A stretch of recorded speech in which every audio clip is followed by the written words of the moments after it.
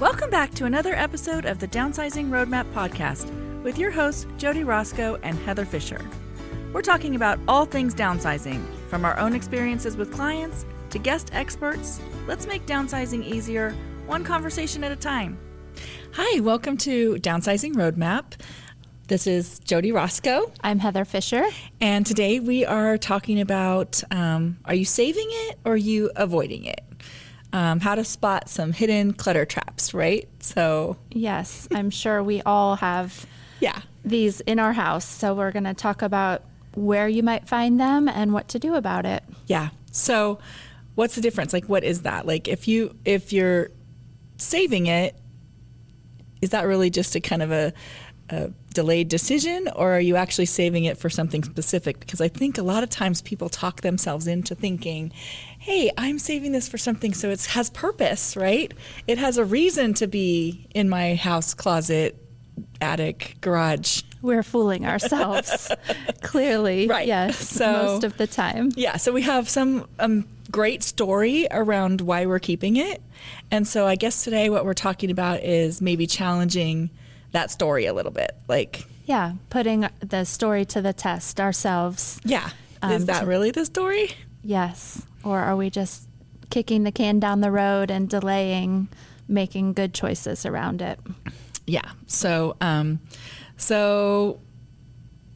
think when we have our downsizing class, we watch Jerry Seinfeld's little skit on trashification. It's hilarious. Yes. You guys have to look it up. It's so funny. But he talks about how we put all of our mistakes like in the closets and then eventually in the garage. Yeah, the cupboards and the drawers.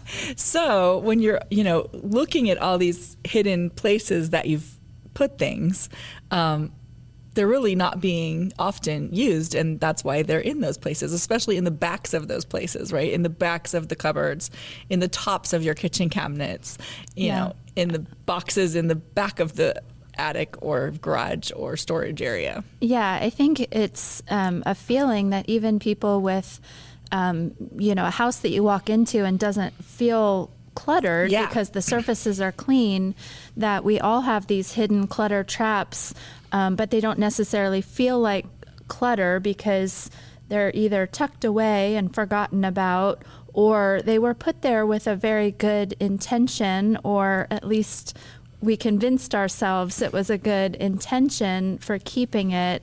And so it wasn't just shoved for no reason. We had a reason in our mind that we are convinced about, and we're just going to challenge that a little bit so that we can clear up those spaces and make less of a burden. Yeah, that's my story, and I'm sticking to it, right? Yeah, so when you kind of are opening closets or whatever, defining that hidden clutter, that's stuff that in your head you open it and you look at it and you think, oh, that's going to be for the garage sale I'm going to have. Yeah. Or that's going to be for my kids when they get older. We're going to save that for my kids. Or that's that craft, that hobby or whatever that I was going to do that I never did. And I bought all the stuff for it 3 years ago and never have really gotten into that. Yeah. I think when I think about this, I feel we have a linen closet that has the, medications and all of those type of things, the stockpile of the extra toothpaste and all of that. And we've got bathroom vanity drawers and vanity cabinet, all of the things. And I think about my daily routine, and I've saved the rest of it, all the things for, reasons. Maybe I'll need that or this or that, but we really use, one shelf of things routinely. We're grabbing Band-Aids or, the ibuprofen from one shelf, and the rest or the stuff in the front. Yes. Right? The shelf. It might be deep, right? Yes. And it's all just the stuff in the front that you're continuing to use. So you bought new lotion for your face because the other one wasn't quite it, but you didn't throw it away. You just got the new one. Yeah. It gets shoved back. Yeah. But it doesn't feel necessarily like clutter because it all fits. It's not overflowing, and it all is the right category. This is the medicine cabinet or the linen cabinet, closet. It's all sorted, But back to that 80-20 rule, I probably in the last year have touched and used 20% of it. Right. And the rest. And you know, you just kind of push it back, and you just kind of like, oh, I'll get that new thing. Same thing that we talk about all the time, no matter what it is. When you get the new thing, something else needs to go out. A lot of times we just don't. But I think that what happens is that the bigger our houses are, the more storage we have and so the house can look really put together on the outside, yeah. But because we have so much storage, we put stuff in there, and then it feels weird to have it be empty, right? It almost feels like we should fill up the spaces, which correct, we yeah. don't need to do that, but it feels like that. Yeah. And so it doesn't feel too much cluttery because like, oh, that cabinet's just full, even though you're just using the front yeah. of things. Yeah.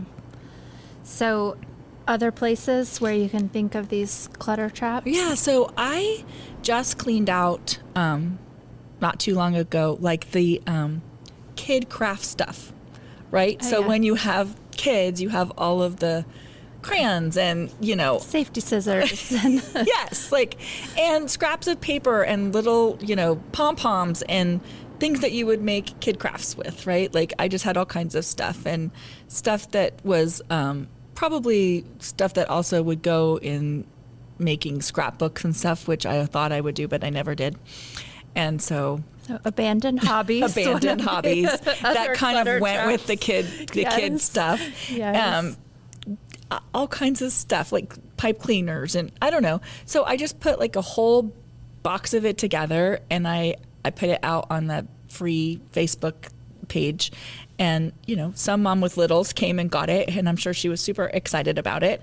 Yeah. Because when you have little kids, like, that's fun stuff to do. Yeah, and that's a couple of days worth of keeping them busy over the summer. That's awesome. Yeah, I had all the Play-Doh, like, stamps and, like, just all kinds of stuff that I was like, why am I keeping this? My kids are never going to do that again. So, yeah. So sometimes it's kid stuff or your own craft stuff. So scrapbooking was in there as like my own craft stuff that I just have to realize I'm not doing that. Yeah. So I think if you've been listening to our podcast and, you know, we meet so many people that just feel overwhelmed by their stuff, this category, this episode today is more about, you know, the place that we all are, where you might not be feeling completely overwhelmed by it, but it's also not things you need to keep. Well, and it is still weighing on you a little bit. Like, yeah. It does still weigh on you. Like, what was that statistic we had about how it really emotionally weighs on you? I don't have the statistic here, but it is it's a physical feeling that it's like it's proven physical feeling that happens, that your stuff is actually weighing on you and causing you some level of anxiety. Yeah. And so having less in the cabinets and it's actually a mindset shift, honestly. Absolutely. It's a mindset shift that you don't have to fill up all those spaces and feel like everything has to be full of stuff. It actually feels better if it isn't. And then that leaves that path open that if you're at a phase in life where you're considering, you know, am I ready for something more manageable space-wise, or, you know, the support that I would get somewhere, you know, that's a community that has additional resources. When you've gone through this process and you've lived with empty space in, you know, the place where you are and realized that peace from it and that you didn't need the things, it makes that next step feel so much more doable because you're ready and you realize you don't need, you know, extra closets and 3 spare bedrooms because you have pared them down and emptied those shelves and those closets with the stuff you're not touching and using. Right, because I think that's a huge point of anxiety for people when they are thinking about downsizing, is the question of how am I going to fit all this stuff in a smaller place? Like, and the answer is you aren't, but that's okay because you don't actually need it. Like, you're Yes. fooling yourself if you think that you are using, you know, wearing every piece of clothing in your closet. I mean, some people may be, but I will say most of us are absolutely not wearing all the pieces of clothing in our closet or using all of the stuff that's in our bathroom or our kitchen, let alone storage areas that we've kind of let things go to die or whatever, even the places that we are using constantly. We are not using all the stuff in all of our cabinets, and we're not wearing every coat we have and all of those things. Yeah. I wish we could easily write down through a day, a week, a month, like what cabinets are we actually getting anything out of, or, which, maybe put painter's tape on all the closet doors and cabinet doors, and like, did you even open that cabinet? Have you opened this in the last 6 months? And maybe that could be a challenge that we do for ourselves to see where are we really using these things,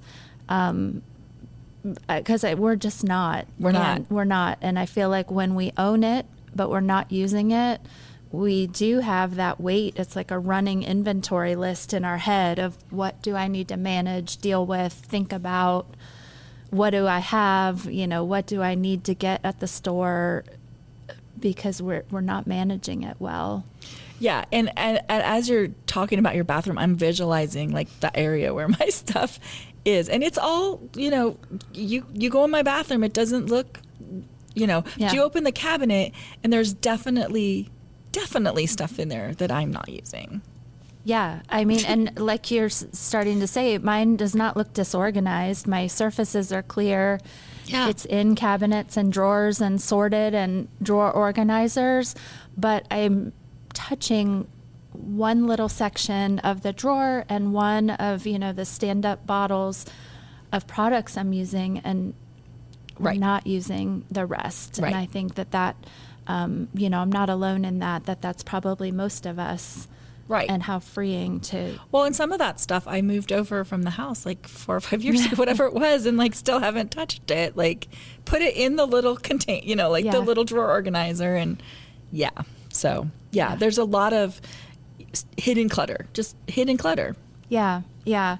We have this quote here from Peter Walsh, who does a lot of decluttering things, and his quote, clutter is not just the stuff on your floor, it's anything that stands between you and the life that you want to be living. So back to what we talk about frequently, what are you envisioning for your next 5 years, 10 years? What does that look like? And how is your stuff in these hidden clutter traps? How, by avoiding that stuff, how are you avoiding that great life that's waiting for you? Right. Because in your head, you're like, how's that going to work? How am I going to deal with it? We'll just deal with that tomorrow and tomorrow and tomorrow and tomorrow and tomorrow. Right. Yeah. And so it is stopping you from living that life. You just aren't thinking about it in that way, but it is. Absolutely. Absolutely. And we've seen that with people, and they just, are overwhelmed by the stuff amount that's very meaningless, right. Honestly, to them too. Right.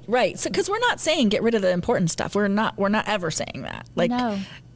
But it can't all be important. There's so much stuff in everybody's houses. So much stuff. That's such a stopping point for people. Mm-hmm. So common justifications that we hear are things like, I'm saving this for my kids. We just did an episode on that, so go listen to that one if that's one of the things that you're doing.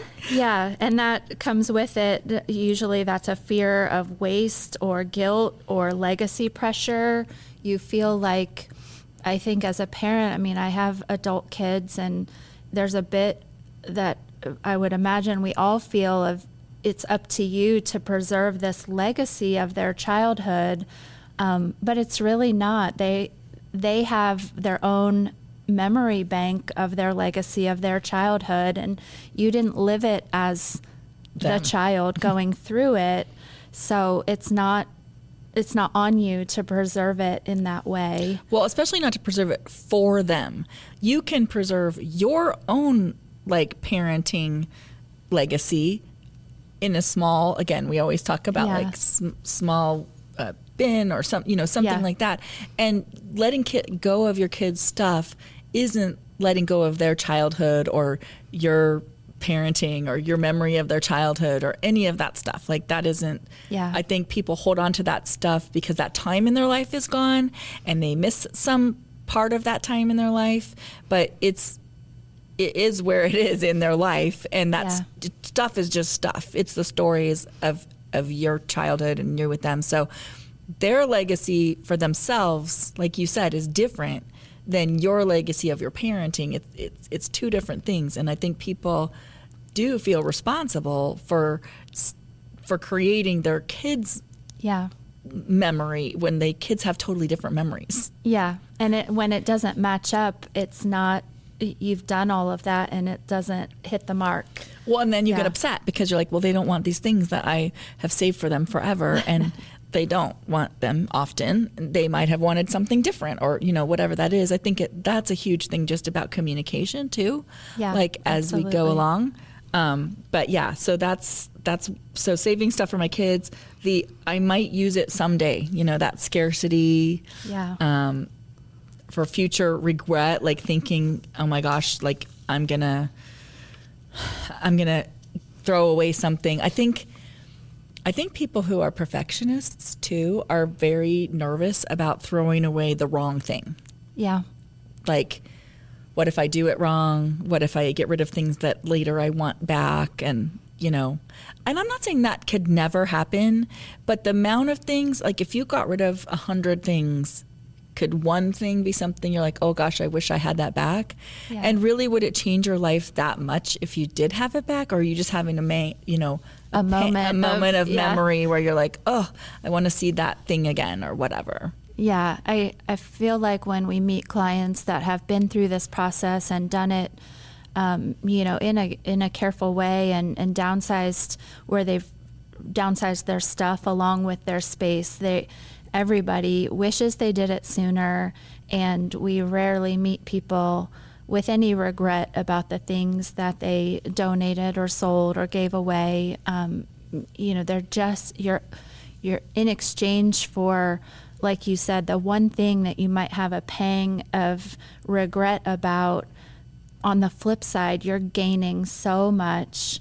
It's not what you're losing or giving away, it's what you're gaining for yourself and your life on that exchange. So I think that I might use it someday is the time to mark something, and if that someday is not within the next 6 months, that's an easy way to get rid of it. I think I might use it someday is totally procrastination. That is just you just choosing not to make that decision right now. Yeah. And there are definitely things that, mindsets that we've grown up with, especially if that has been passed down in your family, of people who have lived through a time when there was scarcity or something like that, and they really feel like they've passed that on to you, feeling like, oh my gosh, like I might not be able to, have that again, or that scarcity mindset can be strong. Yeah. So you have to kind of work through that for yourself. I think a good question to ask at that point, if you're struggling with that, and I totally understand where that mindset can come from, is who could use this today, instead of I might need this someday. Who needs it today? Yeah. And if they're items, we see this a lot in household items, not the heirlooms, not the that it's the day-to-day tools or kitchenware or things like that, and there is a lot of need out there, and so you're maybe, probably not, but maybe someday thought process is who could benefit from that today. Well, I think that rolls into the next justification, which is it's still good. Yeah. So that absolutely same thing. It's still good. And so it is probably still good. It probably still has life in it. It probably is still useful. And there is somebody who needs it and should use it. Absolutely. So changing your mindset around, that's actually not wrong when you say it's still good. Yeah. But it may not be good for you to keep. Like if you don't ever use it, then what good is it doing? Yeah. Right? It has to be doing good by being used. And does that good, that use left in it, diminish over time with improper storage or technology changing, any of those type of things? Are you wasting that life left in it by delaying? to where it's no longer good, which can happen with some things. Right. So. Right. And then could I sell this? You know, that's another thing, like, oh, I could sell it. Well, do that. Have a garage sale if that's really what you want to do. I think that's the key is, yes, that's a true statement. I could sell this. I mean, maybe. You, at the right price, you could sell most anything, but I could sell this. So do that. Right. Like Will you? Will Yes. you? Or are you just procrastinating again by like, oh, that probably is worth some money. I should keep it for because you aren't. So if you really aren't using it and you do think that you could sell things, have the garage sale, put it on eBay, do whatever that looks like, and ask those follow-up questions. Where am I going to sell it? What audience am I putting this in front of? Be realistic with yourself. What am I willing to take for it? And then put those answers into action and move it out of your house. And if you have questions, you can look on eBay and see if things have sold. And see what they've sold for. So if you think, oh my gosh, I could totally sell this, and on eBay it's $3, like $3 is what it is. Like it's not like yours is going to be super special for $50. Like and sometimes things used to be worth more money than they are worth now. So you weren't, wrong at a different time frame, but now they may not be, or sometimes you may be right. Like, and it's definitely worth money and you should sell it. But you can do a little research around it. I guess what we're trying to say is don't just keep it as hidden clutter in I'm going to sell that someday kind of way. Yeah. Right? It's if you're going to sell it, then put that the garage needs sale to on be, the calendar and put it into action. Do some research or whatever that is and make it happen. Because none of these are wrong necessarily. They can be excuses if you don't act on them, right? Yeah. Yeah. So we have this stat that, as a woman is, feels very real here, but it says a UCLA study found that women's stress hormones spiked when they were surrounded by too many household objects. And, I think that goes back to the other study we looked at where your brain, you're less productive when you are constantly seeing objects in your line of sight when you're doing something else. You don't even have to be multitasking or anything. And, women often, men too, but women in the household, there are phases in life where we feel overwhelmed by just the mind weight of everything that you're tracking, what's on the calendar, what's for dinner, what do we need at the grocery store, all of that. And these studies are saying over and over that by having those items in your view, in your space, on your countertops, all of that, it's adding to our stress levels, even if you're not using the item or needing to use it, it's not part of your to-do list, it's still adding to your stress. So what better reason to clear that? I think that what happens is we stop seeing our environment, but it doesn't stop giving us anxiety. Yeah. And so we don't know that is actually causing us more anxiety because we're used to whatever that looks like. But if we did spend the time and clear it off, like when you're kids, if you have kids that have like the super cluttered room, and they take the day and clean it like we did when we were little. Yes. And you can see on them like how they're like, oh my gosh, that feels so much better. And they haven't created the habits to keep it like that, but when they do it, you can see the anxiety. Like I can see the anxiety leave them for that time when it's clean. You think about if you've ever gone in to treat yourself at a spa, when you go into that environment, which is, one of the most relaxing places where you walk in and you just feel better because it's, open and bright and airy and every surface is not covered full of things. They're not designing a spa to look like a flea market booth or whatever with all of the items packed onto the surfaces, and your emotional weight when you walk in, it's just like, and of course we're living in our homes. They're not always going to feel like that total like a model home or spa. Model home or spa environment. But if you can move closer to that on your day-to-day, you can tackle the tasks at hand without that added stress just from the things around you. I mean, when we go to people's houses to help them sell, and we kind of have a list of what they need to do to get ready for pictures, and it's clearing off the surfaces because that just doesn't look great in pictures. Like it does not convey. And so we have a list of things to do, and, clearing stuff out is a big one. And I cannot tell you how many times people are like, why don't I live like this? Like, why this feels so good?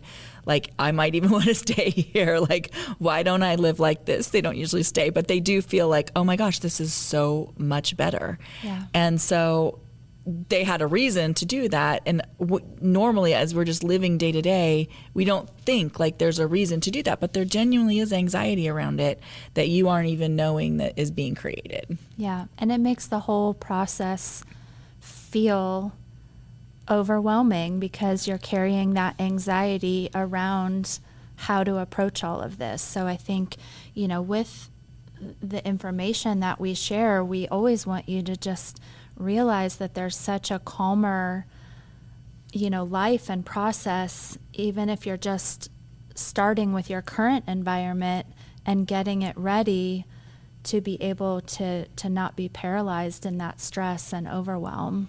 Right. So whenever it is that you decide, hey, this house is too big and I want to go somewhere else, or this house isn't working, maybe it's not a bigger square footage, maybe it's just a different, layout, but you aren't like, but I can't do that right now because I have all the stuff I have to deal with. Like, don't stop yourself in your life, just, be able to live it. So I think emotional versus practical value is a problem. I think some people are extremely emotional about their stuff, and that can outweigh the actual usefulness of the stuff. They're just feeling emotional about it, and so we're trying to kind of create a different mindset around things. As you listen to our podcast, that's a big part of what we talk about is how could your mindset be different? Looking at the idea of what your future self looks like, and is your future self going to even need that? Will they want that? Our identities,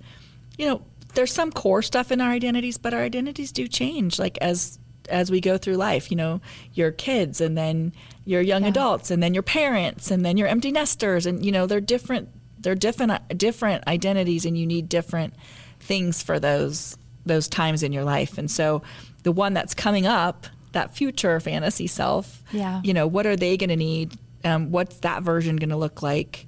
The problem is for all of those phases, we're oftentimes not getting rid of what suited that phase. So by the time you're at the empty nester stage, you haven't let go of some of your childhood stuff, some of your teenage stuff, some of your, young adult, no kids, life, hobbies stuff, your parenting stuff, and you're just completely have stacked each layer, each phase on top of each other without moving from one to the other. You're just cramming them on top of each other, and that can be paralyzing. Right.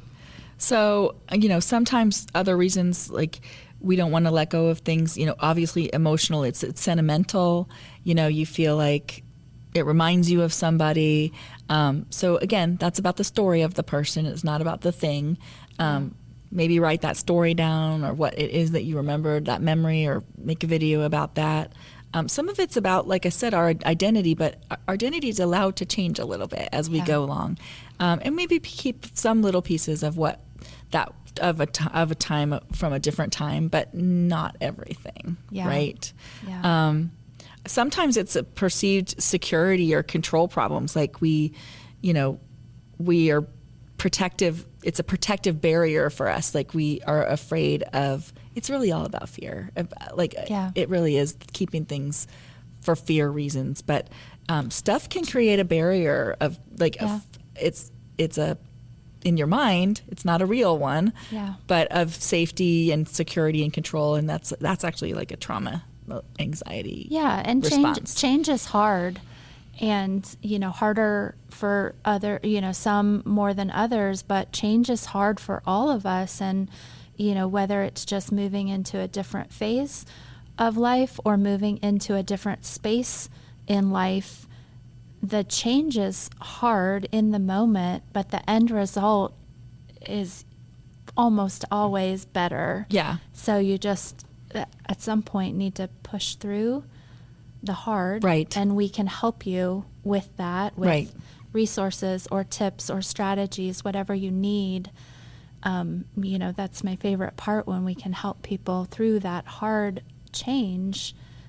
It's better on the other side. Yeah. It definitely, like, there are very few people that we've helped that, felt like this isn't what they had wanted to do, and they, didn't get themselves in a different mindset that felt like, oh my gosh, so many.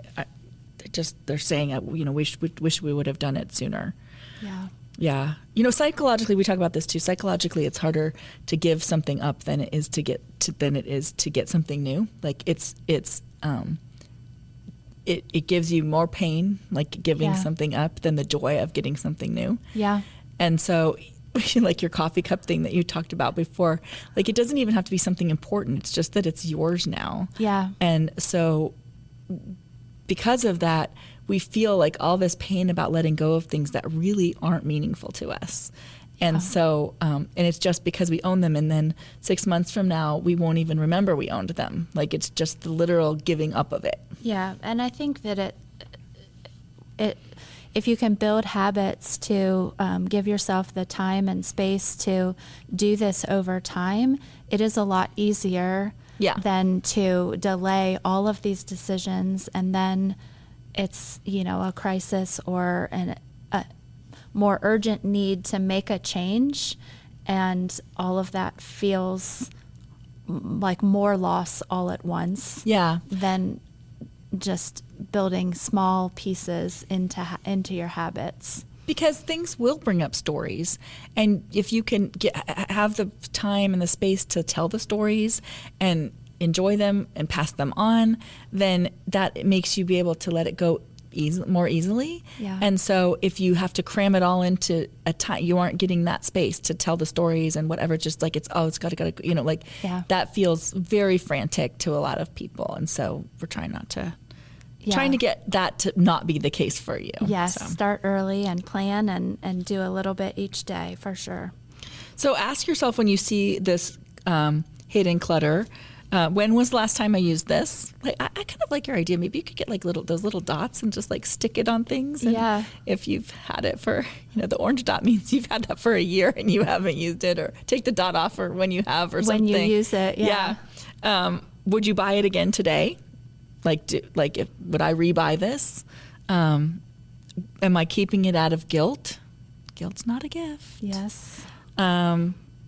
What's the worst thing that would happen if I let this go? I like that question, right? Like, would you have to maybe buy it again? Yeah. You probably won't even want to buy it again, but is that the worst thing that could happen?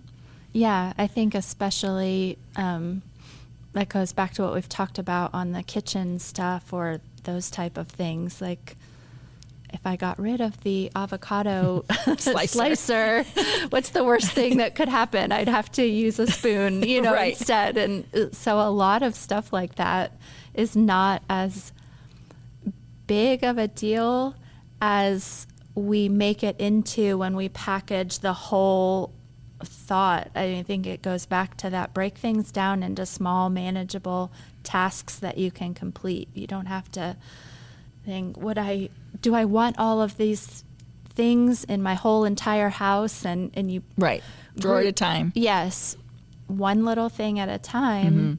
Those decisions become much easier. Yeah. Would you move it to your new house? Like, would you put it in a box and spend money and time and effort to move it? Yeah. That's a good question. Yeah. Because sometimes you're like, oh, it's fine. Because again, when there's room and it doesn't feel cluttered on the outside of the house, and it's like, all the surfaces, whatever. If it's just all in your cabinets and your storage and you whatever, you don't think about that. But man, when you start putting those into boxes, people are always like, I needed way more boxes than I thought that I needed. Yeah. And the good news is, if you're listening and you've already made the move and you took too much, you can start right where you are, and it's never too late to have, those boxes that you packed and paid for. You can let those mistakes go the same way we talk about you bought a shirt and you never wore it and it still has the tags on it. It's okay. That money is done. The choice is done. Just move that box to a donation pickup and it's okay. Yep. Yeah. Because we do find people that do that. Decision fatigue is a real thing. And so they get to a point where they're like, okay, we're just moving and we're just taking this stuff that we haven't sorted yet with us. And then it doesn't fit in the new place. And then that feels anxiety inducing.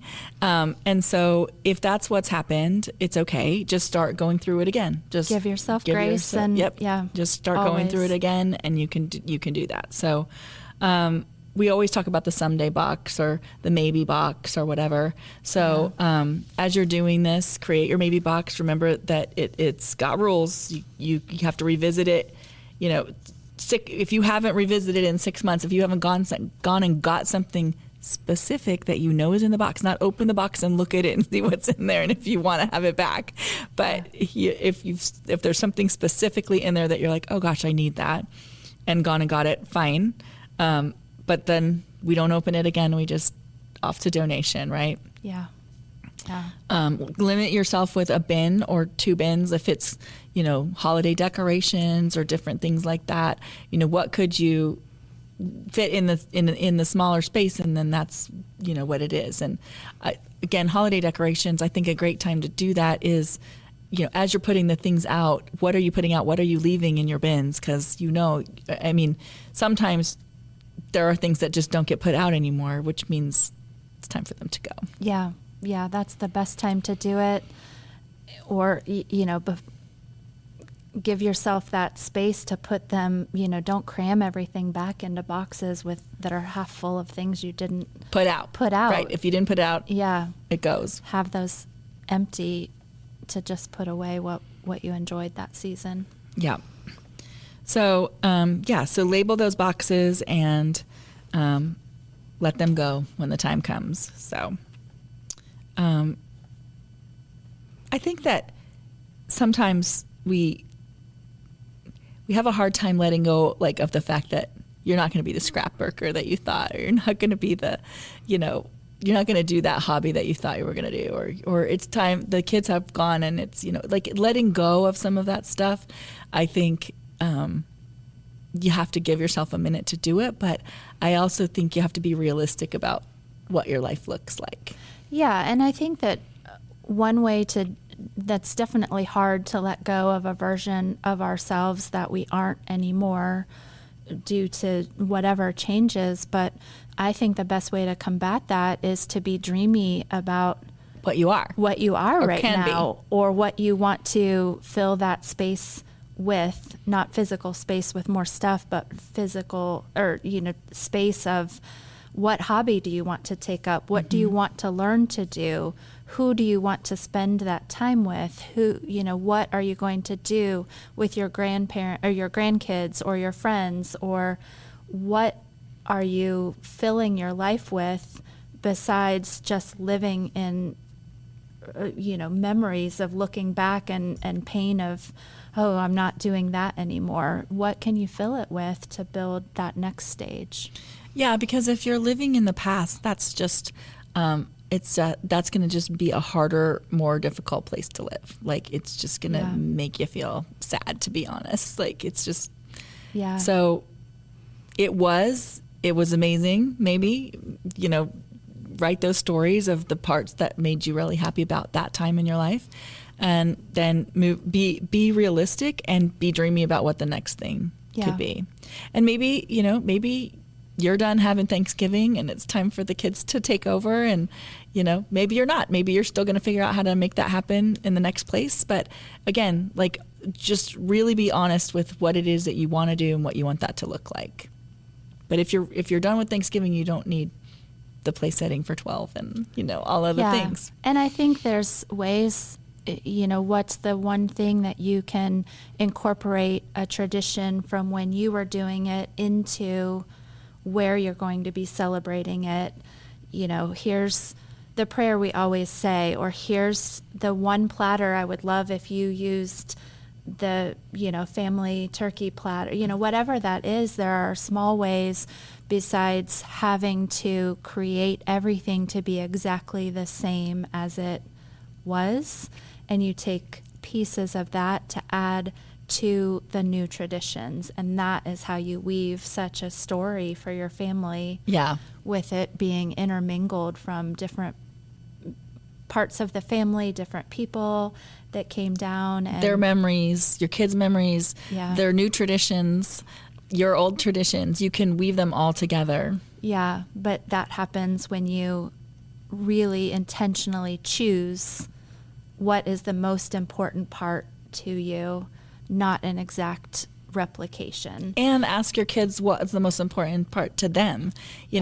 Maybe they're like, oh my gosh, those bowls you used for whatever is the thing, that's what I wanted, Yeah, who knows? Absolutely. And I think the same goes for your space. We see people very hung up on needing their new space to be exactly the same. Yeah. And it doesn't work. And so there are ways where you can pick those very most important parts of your routine of where you were, and how can you bring a small piece. This is the mug I always have my coffee in the morning. That's doable versus I need my dining table for 12 right. to fit in this smaller place because I always sit in this chair at the end. Right. You have to find those compromises to have it all work together. Yeah. So sitting and just thinking about genuinely, like, what are your favorite things? Mm-hmm. Like, it's not going to be everything, right? Yeah. There are certain, like, if you just sat down and like, my top 5, favorite things, and what are those? And can you bring those? What's that legacy going to look like? Yeah, absolutely. So we started talking about, avoiding the hidden clutter. And I think, just asking yourself all these tough questions is the way that you can realize the places you hadn't even felt overwhelmed by, right. and move through them a lot more easily and be ready for whatever's next. Yeah. And be dreamy about it. So are you saving it or are you avoiding it? That's be really brutally honest with yourself about that. Yeah. Most of us probably fall in the avoiding it category. Totally. So yep. Let's all work towards being a little better about avoiding, and we'll be back next time with another episode, some more tips. If you need any resources, you can always find those on our website, www.downsizingroadmap.com, and we hope that you follow our podcast and leave us a review. Let us know if there are any topics you would love to hear us cover, and we will be back next time. Talk to you next time. Bye. Thanks for joining us on the Downsizing Roadmap Podcast. If you found this episode helpful, be sure to subscribe, leave us a review, and share it with someone who might need a little downsizing inspiration. Have questions or ideas for future episodes? Reach out to us on our website, www.downsizingroadmap.com. Until next time, let's keep simplifying and moving forward.